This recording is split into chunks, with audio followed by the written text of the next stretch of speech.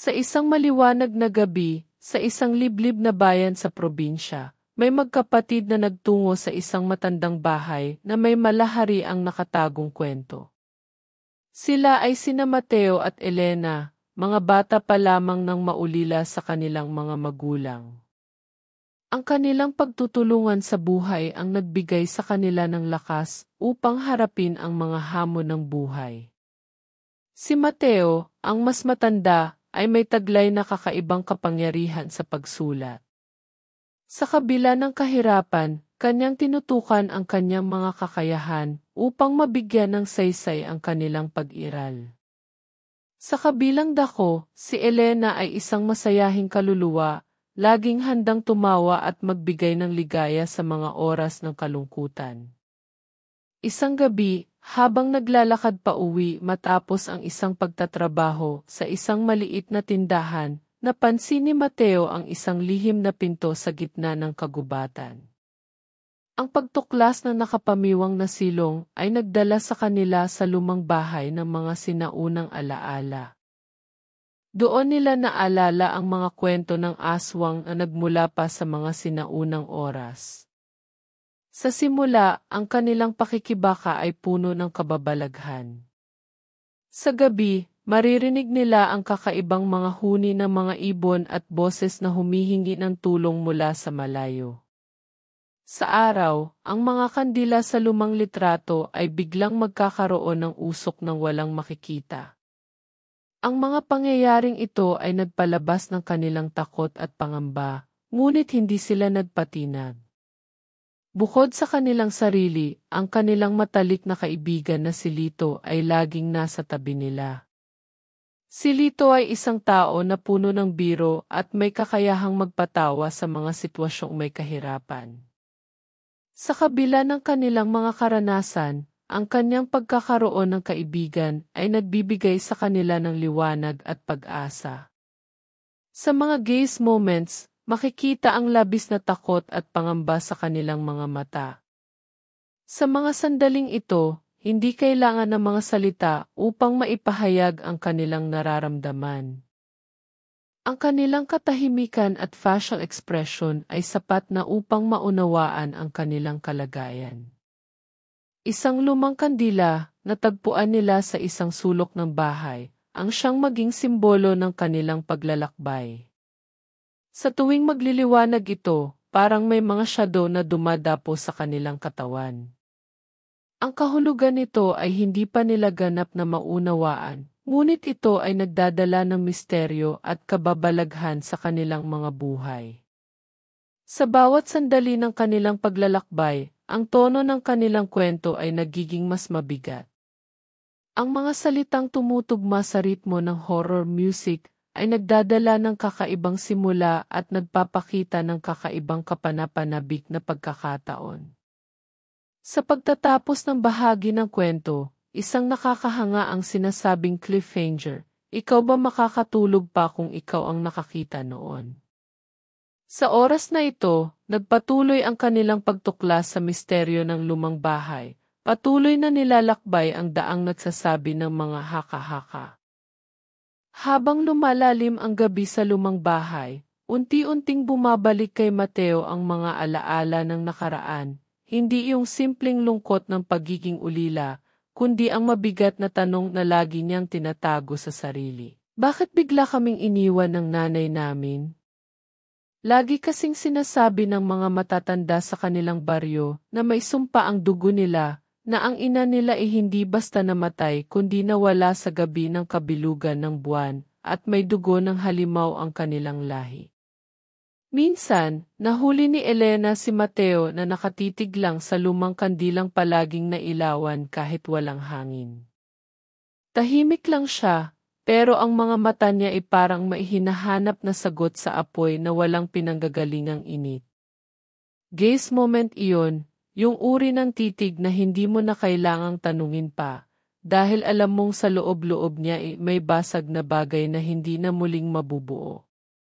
Sa mga sumunod na araw, naging kakaiba ang kilos ng mga bagay sa paligid. May mga sulyap sa bintana kahit sarado ito. Ang mga halaman sa paligid ng bahay ay parang unti-unting nalalanta, kahit may ulan naman gabi-gabi. Si Elena, na dati masayahin, ay nagsimulang magkaroon ng mga bangungot, tila may babaeng nakaputi na bumubulong sa kanya habang natutulog, hindi pa tapos ang dugo. Kailangan pang bayaran ang kasunduan. Lumingon sila kay Lito, umaasa sa tawanan niya't kalmang presensya, pero kahit siya ay nagiging tahimik na. Isang araw, habang nasa likod bahay siya, nakakita siya ng kakaibang anyo, isang matandang lalaki na may mahahabang buhok at balbas, suot ay kupas na damit at may dalang kahoy na baston na may ukit ng mga sinaunang simbolo. Hindi siya nagsalita, tumitig lang kay Mateo, sa kamarahang nagsabi, may kinakasangkutan kayong kasunduan na matagal nang binuo, kahit wala pa kayo. Albularyo raw siya, at siya ang tagapagtanggol ng hangganan, isang payak na salita, pero may bigat sa tinig nito. Ang sinabi niyang hangganan ay hindi lang pisikal na lugar, ito ay pagitan ng mundo ng tao at ng nilalang, at ang bahay na tinutuluyan nila ay hindi basta bahay, isa itong taguan o selda. Bago ito lumisan, iniabot niya kay Mateo ang isang bagay na balot sa pulang tela, isang mutya na kulay itim, parang abo, at malamig sa palad. Nang mahawakan ito ni Mateo, bigla siyang nakakita ng imahe sa kanyang isipan. Ang kanyang ina, duguan ang kamay, nakaluhod sa harap ng isang nilalang na may mga pakpak ng paniki at mga matang pula. May tinig sa loob ng kanyang ulo, ang anak mo ang magiging kabayaran. Hindi na siya nakatulog noong gabing yon. Kinaumagahan, si Elena ay parang hindi na siya. Tahimik. Maputla. Tuwing titingnan siya ni Mateo, napapansin niya ang mga mata nitong hindi nakatingin sa kanya, kundi sa likod niya, na para bang may nakikita itong hindi niya nakikita. Minsang tinanong niya ito, sagot lang ni Elena ay naririnig ko na sila, kuya. Ang bahay ay tila lumiliit habang tumatagal. Hindi sa sukat, kundi sa bigat ng hangin. Sa tuwing lalabas sila sa pinto, pakiramdam nila inaulit ang araw, parehong ibon ang dumadapo sa sanga, parehong tunog ng kampana sa simbahan, parehong linya mula sa matandang pulubi na laging dumadaan, may nagbabalik may nawawala. Mga eksyo ng panahon. Time loop. Tila may siklo silang hindi nila namamalayan na paulit-ulit na lang. Minsan, si Mateo ay nakakita ng isang lumang sulat sa loob ng isang laruang kahon sa kwarto. Ang sulat ay galing sa kanilang ina, ngunit ang petsa ay 1 taon bago pa sila isinilang. Kung sino man ang makakabasa nito patawad. Napilitan akong mag-alay. May kasunduan ang pamilya natin sa nilalang sa kagubatan. Isang anak kapalit ng buhay. Nanlamig ang katawan ni Mateo. Parang may tinik na bumara sa kanyang lalamunan at hindi niya alam kung unahin ang galit o takot. Paano mo ipagtatanggol ang sarili mo kung ang dugo mo mismo ang pasaning kasalanan? Nang gabing iyon, dumilim ang buwan. Walang bituin. Walang ihip ng hangin. Si Elena ay lumapit kay Mateo habang hawak ang kandila, ang parehong kandila na dati isinasabi nilang kusang umaapoy. Pero ngayon may kakaiba. Sa liwanag ng apoy, bumakat sa dingding ang anino ng isang nilalang na hindi naman kasama sa silid, mahaba ang mga kuko, baluktot ang katawan, at tila naglalaway sa gutom. Kuya, hindi na tayo pwedeng umalis. Bakit? Kasi alam na nila nagising tayo. Tumindig ang balahibo ni Mateo. Sa isang iglap, lahat ng kwarto sa bahay ay tila huminga ng sabay, parang may nilalang sa ilalim ng sahig, sa likod ng pader, sa itaas ng kisam. At lahat sila ay naghintay lang ng gabing ito. Narinig ni Mateo ang boses ng albularyo sa kanyang isipan. Hindi lahat ng nilalang ay basta umaatake. Ang iba, hinihintay kang pumayag. At naalala niya ang sulat. Isang anak. Kapalit ng buhay. Hindi niya alam kung siya ba ang inaalay o si Elena. Dahan-dahang lumapit si Elena sa kanya. Ngunit may kakaiba sa mga mata nito, hindi ito yung kapatid niyang kilala niya. Ang tingin nito sa kanya, hindi bilang kuya kundi parang isang ulam na matagal nang inaamoy. Tao lang siya pero bakit ganoon ang tingin niya sa akin? At bago pa siya makakilos, biglang bumukas ang bintana. Isang malamig na hangin ang pumasok at sa kadiliman ay lumitaw ang mga mata, pula, matalim, gutom. Sabay-sabay silang nagtinginan. Si Lito, nasa pintuan, nanginginig. Si Elena, nakangiti na parang hindi na siya. Si Mateo, hawak ang mutya, pero hindi sigurado kung ililigtas ba siya nito o lalo siyang ilulubog. At sa katahimikan ng gabing iyon, isang tanong ang bumalot sa paligid. Ikaw ba kaya mong isakripisyo ang taong pinakamamahal mo para lang makaligtas? O mas mabuting ikaw ang kainin kaysa sa siya ang mawala? Ano ang pipiliin mo? Ikaw ba? Makakatulog pa kung ikaw ang nasa ganitong sitwasyon. Hindi na muling naging tahimik ang gabi matapos yon. Simula nang makita ni Mateo ang anyo ni Elena sa liwanag ng kandila, ang mga mata nitong tila hindi na kanya, ang aninong sumasabay sa galaw ng katawan niya pero mas mahaba, mas mabigat, mas gutom, hindi na siya makatulog ng buo. Kahit pumikit siya, ang mukha ng kapatid niya ay pumapasok pa rin sa isipan niya, hindi bilang kapatid, kundi bilang paalala na baka nga, hindi na si Elena yon. Ngunit paano mo iiwan ang taong minahal mo buong buhay mo? Lagi niyang iniisip ang huling yakap nila ng ina, malabo na sa alaala, pero may isang bagay siyang hindi makalimutan, ang singsing. Yung luma, simpleng singsing na pilak na may inukit na letrang T. Isinuot yon sa daliri niya nung siya'y 7, kasya lang sa hinliliit. Ngayon, suot pa rin niya sa isang kwintas.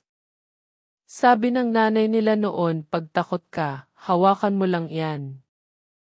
Yan ang magpapaalala sa iyo kung kaninong dugo ang dumadaloy sa iyo. Pero yun din ang tanong niya ngayon, kaninong dugo ba talaga ang nasa loob niya?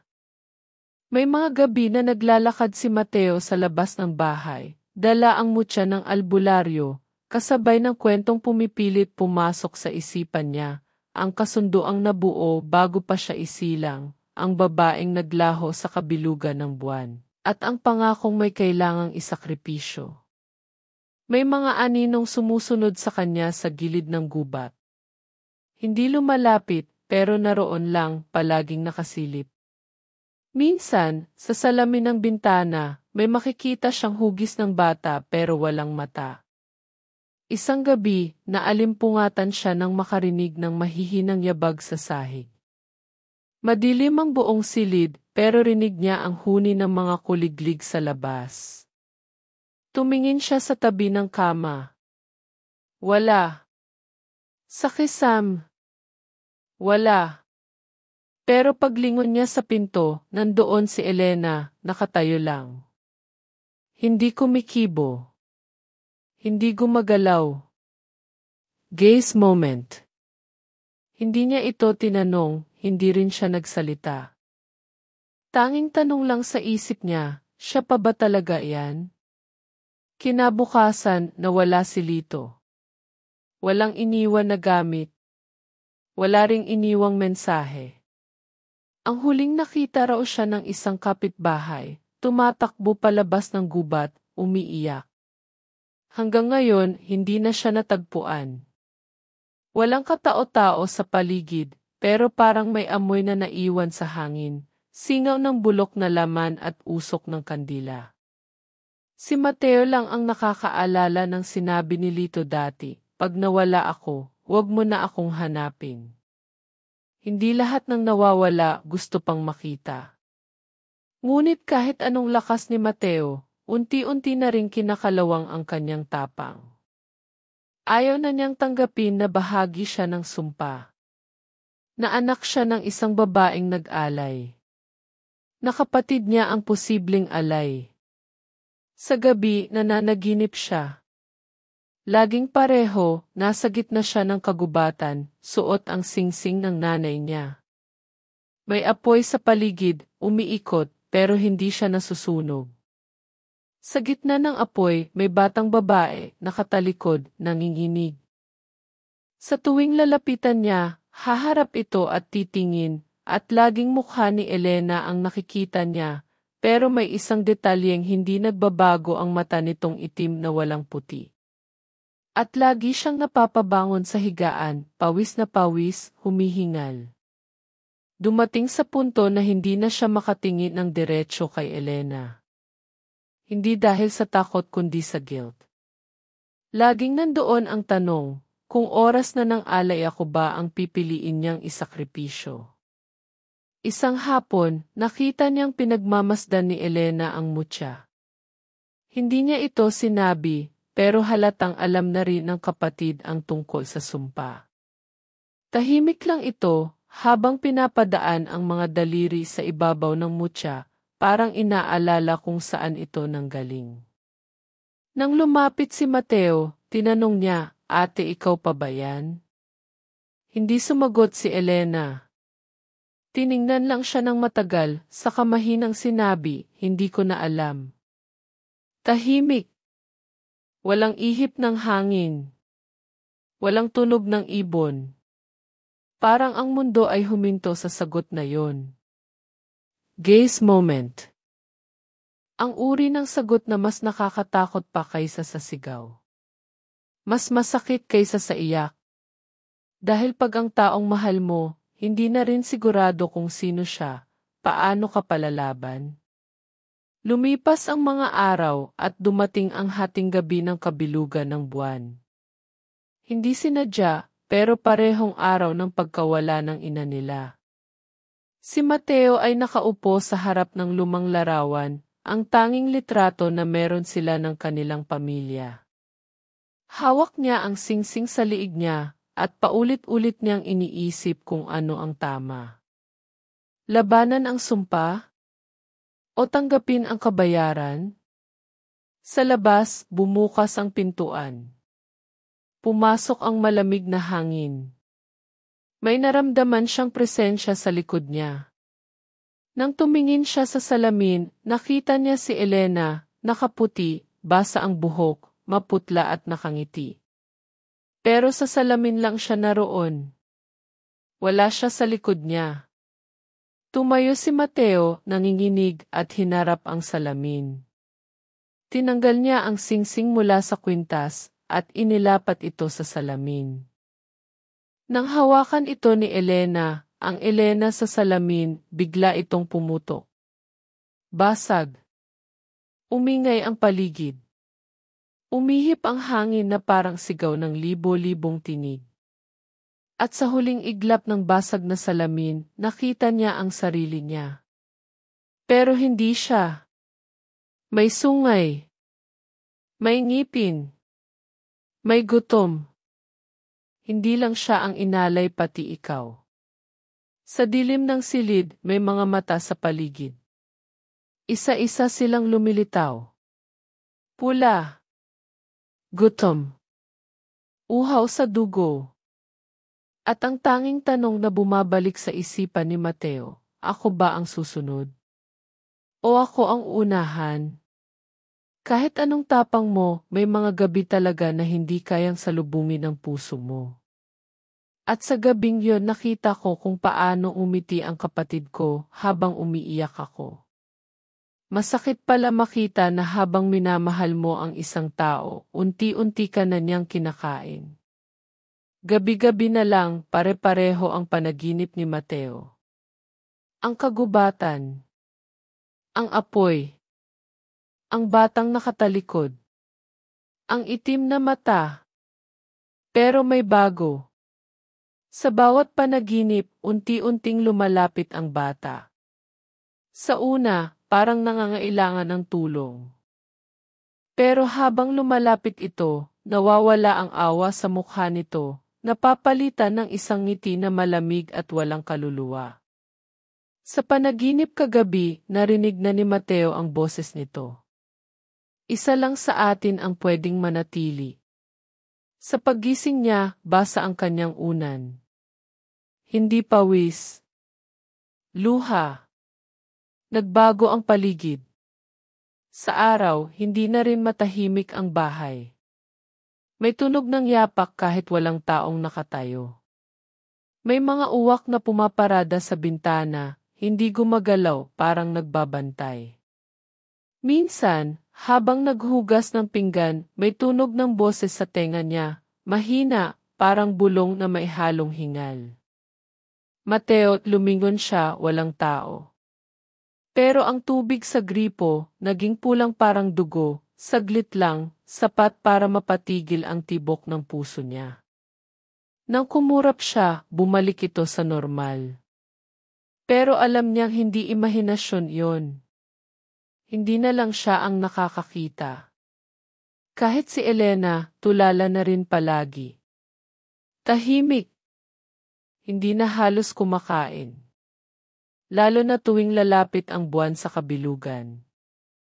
Dumating ang albularyo isang gabi, ang matandang nakita niya noon sa palengke, si Cafe Limon. Hindi niya ito tinawag, pero dumating ito, dala ang baston, isang maliit na kahon, at isang tingin na parang alam na niya ang katapusan. Hindi lahat ng sumpa ay pwedeng putulin, ani Cafe Limon habang pinapahid ng langis ang paligid ng bahay. Pero ang tanong, sino ang handang magbuwis para sa kapalit? Tahimik lang si Mateo. Pinipigilan niyang manginig ang kamay niya habang hawak ang singsing.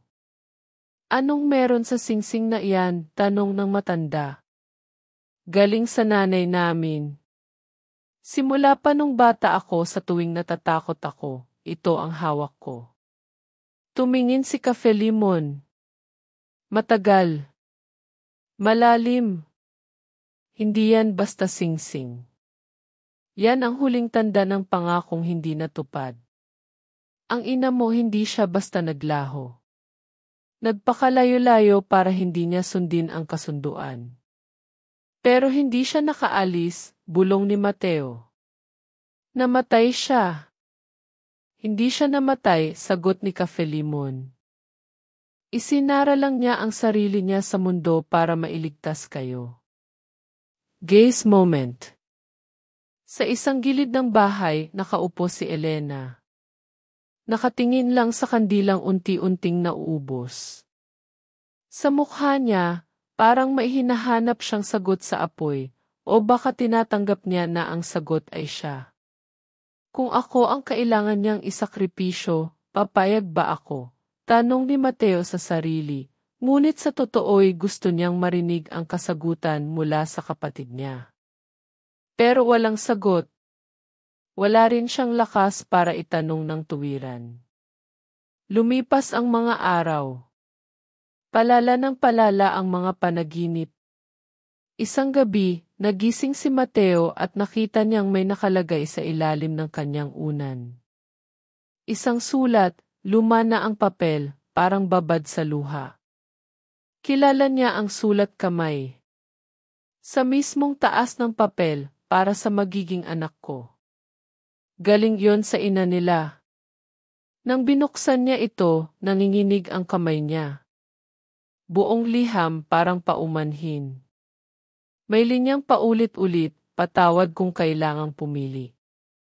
Patawad kung kailangang may mawala para may manatili. Sa dulo ng sulat, may maliit na guhit, hugis singsing, at sa loob nito, nakasulat, sa huling gabi ng buwan, hawakan mo ito. Ipakita mo kung sino ka. Dahil ang dugo hindi lang pamana. Ito rin ay panlaban. Tumayo si Mateo, lumabas ng bahay at tumingin sa langit. Malapit na ang kabilugan. Mula sa malayo, narinig niya ang pagtahol ng aso, malalim, hindi pangkaraniwan. Kasunod nito ang iyak ng pusang nagtatago. Sa punong malapit sa kanila, may nakapugad na uwak. 3. Nakatingin lahat sa kanya. Paulit-ulit na tanong sa isip niya, ako ba talaga ang dapat mabuhay? Bumalik siya sa loob, tulala. Sa mesa, nakaupo si Elena. Hindi gumagalaw, pero unti-unting bumabagsak ang luha sa pisngi niya. Tahimik. Walang ingay. Walang salita. Sabi ng matanda, ang kalaban ay hindi lang ang aswang, kundi ang takot sa loob. Dahil sa huli, ang aswang ay hindi laging may pakpak. Minsan, mukha mo na pala ang unti-unting nawawala. Kinabukasan, inihanda nila ang bahay. Sinabuyan ng asin ang gilid ng bintana. Itinali ang mutya sa pintuan. Nagsindi ng kandilang may sagradong langis. Si Mateo, may hawak na palakol, kahit nanginginig pa rin ang kamay. Si Elena, tahimik pa rin. Pero sa tingin niya, parang may bahagi ng kapatid niyang bumabalik. Kahit saglit. Mateo, bulong ni Elena. Pag dumating ang oras, huwag kang titigil. Kahit ako pa ang humarang. Ate, huwag ganyan, sumpa to, hindi lahat natatapos sa dasal. Sa pader ng silid, may nakasulat na luma, bantayan ang apoy, pakinggan ang hangin, at huwag titingin sa mata ng patay. At sa huling gabi bago ang kabilugan, habang bumababa ang dilim, napuno ng hangin ang bahay, hindi malamig kundi mabigat. Mula sa kisame, tila may gumagapang. Sa labas, nagsimulang umiyak ang mga hayop. At sa gitna ng lahat, ang singsing na pilak, ang tanging bagay na hawak ni Mateo, ay biglang umiinit sa palad niya. Parang nabubuhay. At doon niya naintindihan, ang singsing ay hindi lang alaala. Isa itong punit ng kasaysayan. Isang panata ng isang inang hindi tinupad ang alay. At ngayon, siya ang kailangang pumili. Sa labas, may kumalabog. Malakas. Mabilis. Pinto. Bintana. Muli. Isa pa. 3 beses. Tiningnan niya si Elena. Hindi na umiiyak. Pero hindi rin siya ngumingiti. Tumayo si Mateo. Tumayo rin si Elena. At sabay nilang hinawakan ang kandila, ang huling apoy sa gitna ng dilim. Handa ka na ba? Tanong ni Elena. Hindi sumagot si Mateo. Kundi tinanong din, ikaw ba? Ngunit bago pa makasagot, bumukas ang pintuan. Walang hangin. Walang tao. Pero sa labas ng pintuan, isang anyo, hindi tao, hindi hayop. At may pamilyar na boses na bumulong, isa lang sa inyo ang kailangang manatili. Kung ikaw ang kailangan niyang isakripisyo, papayag ka ba? Sa pagbukas ng pintuan, walang malakas na tunog. Wala ring hangin. Pero ang katahimikan, parang may bigat na bumalot sa buong paligid, parang hiningang hindi makalabas. Nakahawak si Mateo sa singsing, mainit ito sa palad niya, pero hindi siya bumitaw. Sa dilim ng pintuan, unti-unting lumitaw ang anino. Hindi ito lumalakad. Parang dumudulas sa lupa, walang tunog, walang hakbang. Ang anyo nito ay parang tao, pero masyadong mahaba ang mga braso, masyadong payat, at ang ulo nito ay nakayuko, parang bitin sa liig. Walang mata. Walang bibig. Pero naririnig nila ang boses nito, hindi sa hangin, kundi sa loob ng utak nila. Isa lang sa inyo ang kailangang manatili, humigpit ang hawak ni Mateo sa palakol, pero nanginginig pa rin ang tuhod niya. Si Elena, tahimik, pero lumapit sa likuran niya. Dama niya ang bahagyang pagyakap nito, hindi para sa proteksyon, kundi para sa paalam. Mateo, mahinang sabi ni Elena. Tingnan mo ako. Lumingon si Mateo. Gaze moment. Basang-basa ang mata ni Elena. Hindi siya umiiyak ang buong pagkatao niya. Pero nakangiti siya kahit papaano. Alam ko na, bulong ni Elena. Ako ang dapat mawala. Hindi ikaw. Hindi. Hindi, ate. Hindi ito dapat ganito, mas matagal ko na itong nararamdaman, Theo. Kahit noong mga bata pa tayo ako ang laging may bangungot. Ako ang laging may naririnig. Dahil ako ang tinatawag ng sumpa. Lumapit pa ang anino. Sa bawat pulgada, parang lumalamig ang paligid. Tumitirik ang apoy ng kandila, bumabaluktot ang liwanag, at ang mga uwak sa labas, nagsilipad, parang may kinatatakutan. Hindi ka ang pinili. Ako, dagdag pa ni Elena, habang dahan-dahang inaabot ang singsing mula sa palad ng kapatid. Hindi ko hahayaan, ate, hindi ko papayagan. Pero nang hawakan ni Elena ang singsing, bigla itong lumiwanag. Isang bugso ng liwanag ang pumunit sa dilim, sandali lang, pero sapat para makita ni Mateo ang tunay na anyo ng anino. Hindi ito ibang nilalang. Hindi ito hayop. Ito ay tao. Isang babae. Payat. Namumutla. At sa kanyang lieg may parehong singsing. Nanay nila. Pero hindi buo. Wala na siya sa sarili. Isang nilalang na ginapos ng kasunduan na ngayon ay gustong matapos ang lahat sa pamamagitan ng kapalit. Hindi siya nabigo, bulong ni Elena. Pinili niyang magtago, hindi lumaban. Pero ako ay humarap si Elena sa anino, at hawak ang singsing sa dalawang kamay, bumulong siya ng dasal, 1, 2 beses, paulit-ulit, hanggang sa unti-unting bumuka ang lupa sa harap nila. Mula roon, may umalpas na hangin, mainit, mabigat, at punong-puno ng mga boses na hindi maintindihan. Ibibigay ko ang sarili ko. Ako ang kapalit, sabi ni Elena. Tiningnan niya si Mateo sa huling pagkakataon. Pero dapat, ikaw ang magputol. Ano? Sa'yo ang huling saksak. Kung gusto mong matapos to, kailangan mong tapusin. Ako ang pintuan. Isara mo ako. Ate, hindi ko kaya, ngunit humakbang na si Elena papunta sa nilalang.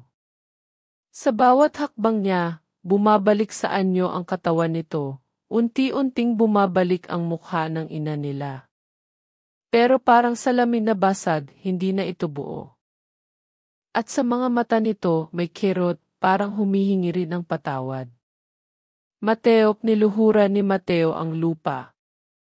Pinikit niya ang mata niya, hinawakan ang palakol, at sa huling pagkakataon, naramdaman niya ang haplos ng ina niya, hindi sa pisngi, kundi sa alaala. Isang gabi, bata pa siya, may sinabi ang nanay niya sa tabi ng kama, kapag dumating ang gabi ng kadiliman, ikaw ang liwanag. Kahit matakot ka, kahit mag-isa ka. Ang mahalaga, hindi ka lalaban para sa sarili mo. Lalaban ka para sa iba.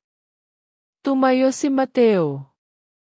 Tumayo siya, hindi dahil buo ang loob niya, kundi dahil alam niyang kung hindi ngayon, wala nang bukas.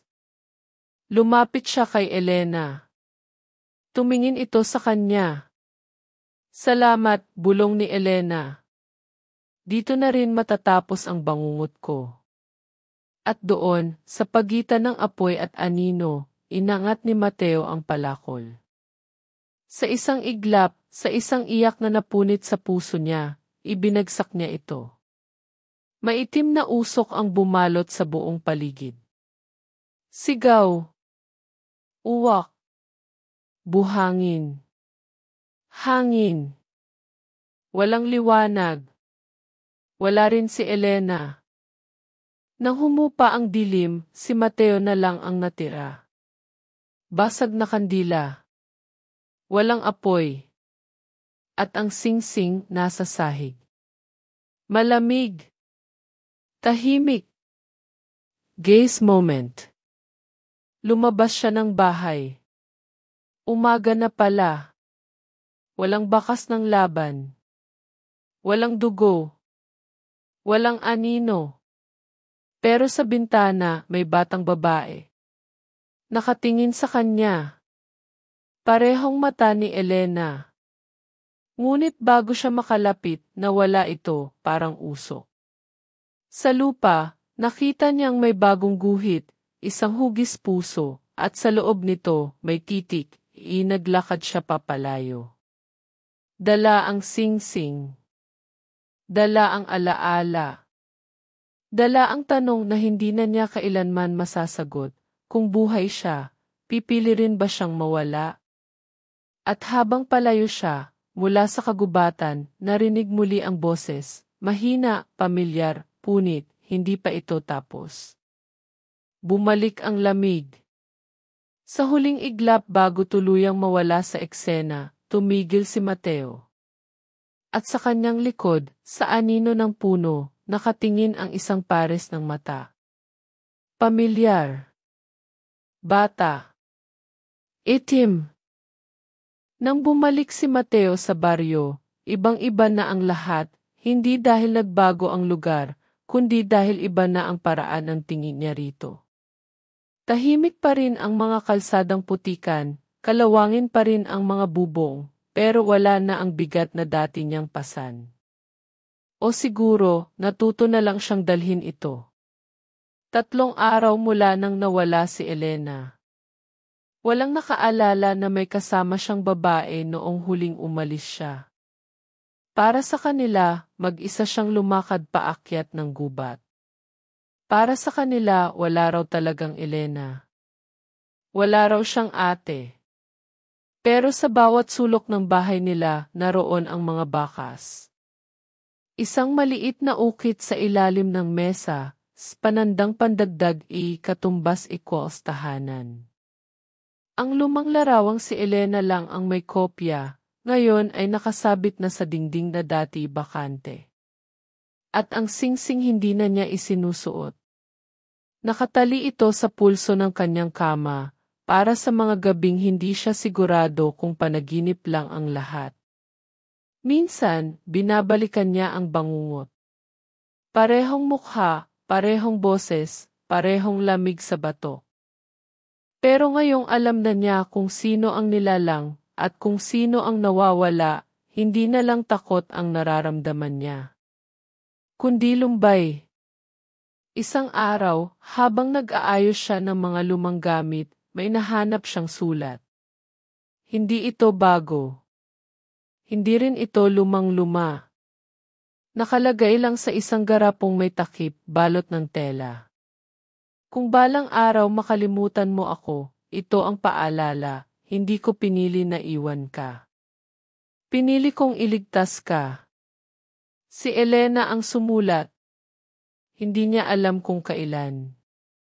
Marahil bago pa ang lahat, o sa pagitan ng mga gabi ng tahimik na bangungot. Napaupo siya sa semento. Tahimik lang. Gusto niyang umiyak, pero parang wala ng luha. Pumunta siya kina Aling Belma, ang albularyo. Tahimik itong nagsalubong ng kilay nang makita siya.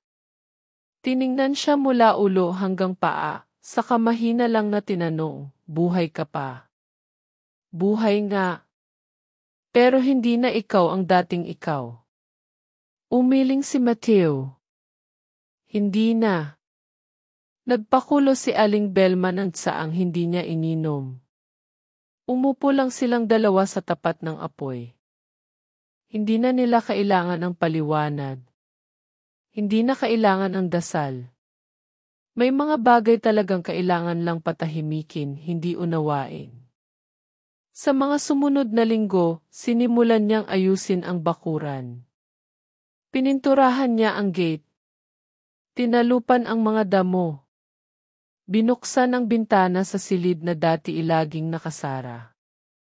At tuwing dapit hapon, dinadala niya ang singsing sa ilog kung saan sila dati naliligo ni Elena. Isang gabi, habang naglalakad pa uwi, narinig niya ulit ang huni ng uwak. Pareho ng tunog. Pareho ng oras. Pero hindi na siya lumingon. Hindi dahil wala ng takot, kundi dahil tanggap na niya na may mga multong hindi maitataboy. Kailangan lang nilang sumabay sa buhay. Minsan, kinakausap pa rin siya ng mga bata sa baryo. May tanong silang paulit-ulit, "Kuya, totoo bang may aswang sa bundok?" At sagot niya ay laging pareho, "Hindi ko alam kung aswang ba talaga o tayo lang ang natatakot sa kung anong di natin maintindihan." Dumating ang araw ng pista. Naghanda ang lahat. May mga palamuti, sayawan at kantahan. Si Mateo, tahimik lang sa isang tabi. Nakatingin sa mga bituin. At sa gitna ng kasiyahan, bigla siyang nakaramdam ng malamig na hangin. Pamilyar. Hindi nakakatakot, malungkot. Nilingon niya ang malayong puno sa dulo ng daan. Doon, sa ilalim ng anino, may batang babae. Nakaputing damit. Tila naglalaro. Tila nakangiti. Nang magtagpo ang kanilang mata, hindi ito tumakbo. Hindi ito nawala. Ngumiti rin si Mateo. Minsan, ang pagkawala ay hindi pagwawakas. Minsan, ito'y paalala na hindi lahat ng mahal natin ay mananatili sa pisikal na anyo. Pero sa mga alaala, sa bawat hinga, sa bawat pagdampi ng malamig na hangin sa batok, nariyan pa rin sila. Sa huling gabi bago matapos ang pista, nagsindi si Mateo ng kandila sa harap ng bahay. Wala namang okasyon. Gusto lang niyang gawin. Parang nararapat. At sa ilalim ng liwanag nito, sa mesa sa loob ng bahay, naroon ang singsing.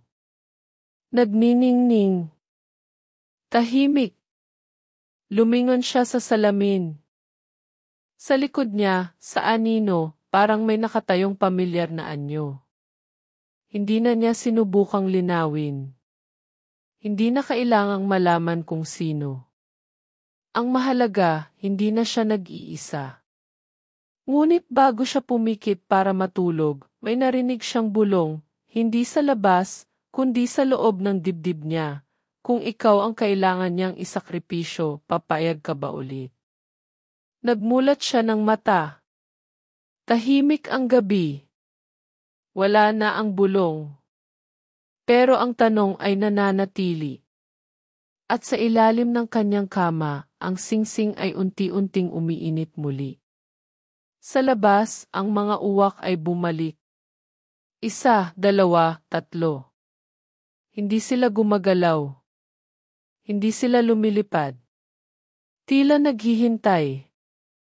At sa langit, isang bituin ang kumurap o baka nahulog. Tapos na ba talaga ang sumpa? O baka nagsisimula pa lang?